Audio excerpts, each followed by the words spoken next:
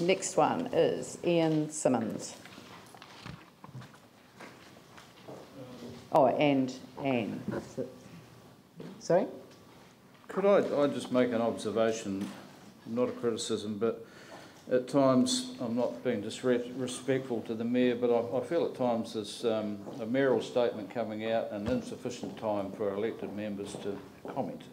But he'd already gone beyond the 5 minutes. I know, but occasionally... I wasn't going to allow questions, and I'm sorry for the indulgence of correct... I mean, you know, when somebody says something that indicates that there is a misunderstanding about what I said or what I intended to say, then I don't see that there's any problem, and I would allow that to be if somebody else was if somebody else was in that position, I would allow them to have a right of clarification. Can we just have a balance of mayoral comments and availability for elected members to speak as well? But there were no questions available for that submission, so I take your note on point. So I don't know if anyone else is going to say anything. I'm just making a point. So sorry about that. Ian Simmonds. G'day. When the document came out saying what's a smart choice, my wife and I had a bit of a look at it. We didn't think some of the choices were all that smart, and hence we put in a submission. I want to address 4 of the topics that I raised in the submission. The first one is asset sales. I'm going to say again, this is a doctrinaire approach and does not make economic sense for the people of Christchurch. It is simply the current government pushing councils all over the country for the past 6 years, but especially in the Christchurch area since the earthquake. It makes no sense. For short-term gain, we lose ownership and control of assets. And indeed, I just see the benefits of the assets we have leaking away from the city, away from the area, away from the country, as has happened with the sale of our other assets. Doctrinaire doesn't make sense. Okay. The second thing I already want to talk about is what are the alternatives to asset sales? I've already suggested them, but I'll reinforce them. Right. Schedule repair and rebuild tasks to avoid duplication. Just ask Gordon Smith how many times the intersection of Montreal, Salisbury and Victoria was done up and how it savaged his business. Don't repair roads and footpaths until major construction work has been completed. Lovely new ones going down in Colombo Street near the bus park, all along the empty sections. We know the construction crews are going to be all over it like a rash, smashing it to pieces again. Wait.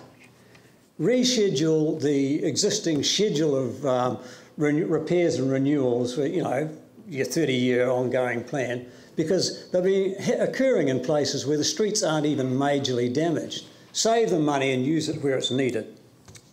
Right, Lancaster Park. If Civic Assurance says it can be repaired for $53 million, then the council should take their word and simply say to them, go ahead. You get your people and you do it. We don't have that sort of policy. Then sit back and let it happen. No, but well, if you don't have the policy, you said you were negotiating with them, go and negotiate.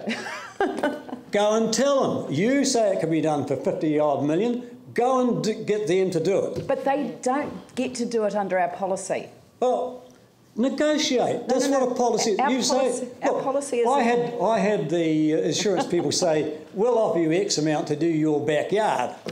So I went and got 3 quotes, and I couldn't, even the cheapest one was twice the price. So I went to the insurance company and says, you do it. And they are. So go to the insurance company, negotiate. You've got the lawyers, you've got the power, and negotiate. Tell them. Now, the fourth thing is something I think is really important. Ask Ngāi Tahu to stump up. They've been given special status as equal partners with the council in the rebuild. They have oversight of all plans, final approval of all business cases, and they have a say in the cultural matters, but they haven't stumped up a single cent. Yet they had $100 million to put into a hospital in Dunedin. Let them show a commitment to Christchurch people and let them put $100 million into helping this council restore our city. Now, if you take the $200 million we're not going to waste on the stadium because we're repairing Lancaster Park, and 100 million from Ngāi Tahu, there's 300 million, and that's most of your problem solved, isn't it? Right. Reinstate developer contributions for inner city projects. 6 years ago, maybe the infrastructure was there and they reckon they were getting done, but they're not. Charge greenfield developers the cost of providing running water, wastewater. The council opposed the Preston's development. It was add 17% to the city council rates. Yet right after the Sarah Act was passed, bang, they get approval and we still get stuck with the cost. Okay. Anchor projects, dump the dumb ones. Car parking, I made a big point about it, it's so obvious. And lastly, heritage. Of course it'll cost, but why don't we try something a bit different? Why don't we try crowdfunding? The provincial chambers are unique in New Zealand and probably the Southern Hemisphere. We would get major support if we went public and said, let's have some money to repair this piece of Victorian Gothic. Most people aren't cultural cretins. Most people don't pursue the ethnically correct ideas about colonial and post-colonial cities. We would get the money. And the second thing is, the brick council buildings on the Worcester Street frontage may not measure up with the acres of UK brick heritage buildings, but they are our built heritage, and our local people want our heritage. Ask for sponsorship or crowdfunding. Very good. Yeah. And perfect timing. Thank you. I did rehearse it. Cheers. Cheers, thank you.